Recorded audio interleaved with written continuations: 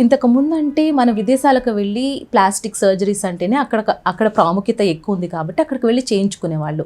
So ఈ రీడిఫైన్లో మీరు hair transplantation and plastic surgeries start చేసిన తర్వాత యువత నుంచి ముఖ్యంగా వాళ్ళ దగ్గర నుంచి ఎలాంటి రివ్యూస్ వస్తున్నాయి, ప్రాముఖ్యత చూపిస్తున్నారా మనకి? ఫస్ట్ ఆఫ్ ఆల్ ఇక్కడ ఒక డికేడ్ బ్యాక్ కాస్మెటిక్ సర్జరీ అంతా ఇట్స్ ఎ టాబూ అండి. అంటే చేయించుకోకూడదు, నాట్ గుడ్. కొంతమందికి యాక్సెస్ ఉండేది, అంటే అది ఇన్ఫర్మేషన్ కూడా అందరికీ యాక్సెస్ లేదు. ఓన్లీ ఒక సర్టన్ సెక్షన్ ఆఫ్ పీపుల్ వరకే మనం యాక్సెస్ ఇన్ఫర్మేషన్ ఉండేది. వాళ్ళే బయటకు వెళ్ళి మీరు చెప్పినట్టు ఫారెన్ వెళ్ళి చేయించుకునేవాళ్ళు. లాస్ట్ అట్లీస్ట్ ఒక డికేడ్ 2015 నుంచి ట్రెండ్స్ ఆఫ్ స్టార్టెడ్ చేంజింగ్. అంటే ఫారెన్లో ఉండి బయటకు వచ్చి వెనక్కి వచ్చేసేవాళ్ళు. సో ఇన్ఫర్మేషన్ ఇంటర్నెట్ యాక్సెస్ రావడము, సో ప్రొసీజర్ సేఫ్టీ గురించి తెలియడము, ఆ మిస్కాన్సెప్షన్స్ ఉండే ఈ ప్రొసీజరు డేంజరు, దీంతో కాంప్లికేషన్స్ వస్తాయి, చాలా వరకు భయం ఉండేది.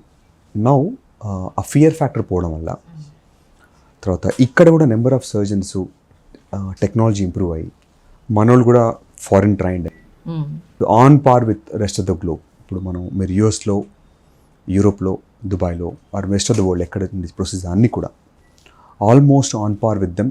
Now we are operating it. అంటే అసలు మీరు ఇంప్లాంట్ అనేది యూరోప్లో అయినా, ఇప్పుడు ఇండియాలో అయినా, యూఎస్లో అయినా ఒకటే. ఇప్పుడు ఒకప్పుడు బ్రెజిల్కి వెళ్ళాల్సి వచ్చేది, లేదంటే ఫిలిప్పైన్స్కి వెళ్ళేవాళ్ళు, తర్వాత బ్యాంకాక్ వెళ్ళేవాళ్ళు. Now whatever they are doing, now we are technically sound and skilled surgeons ఉన్నారు ఇక్కడ మనకు. అదే సేఫ్టీ స్టాండర్డ్స్, అదే గ్లోబల్ స్టాండర్డ్స్తోని మచ్ చీపర్ కాస్ట్.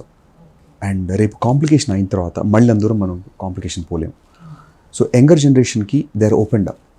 అండ్ వాళ్ళకి ఒక జనరేషన్ బ్యాక్ ఉండే ఫియర్స్ లేవు, ఎందుకంటే ఇన్ఫర్మేషన్ ఉంది. ఇప్పుడు ఫియర్ ఎప్పుడు వస్తుందంటే ఇన్ఫర్మేషన్ సరిగ్గా లేనప్పుడు.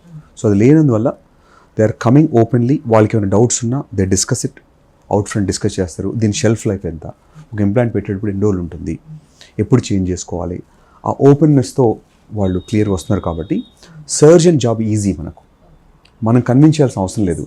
సో వాళ్ళు ఆల్రెడీ కన్విన్స్ అయ్యి మన దగ్గరికి స్పెసిఫిక్ చాయిస్తో వస్తున్నారు ఇప్పుడు. సో అది చేంజ్ ఆఫ్ ట్రెండ్ ఒక డికేడ్కి ఇప్పటికి.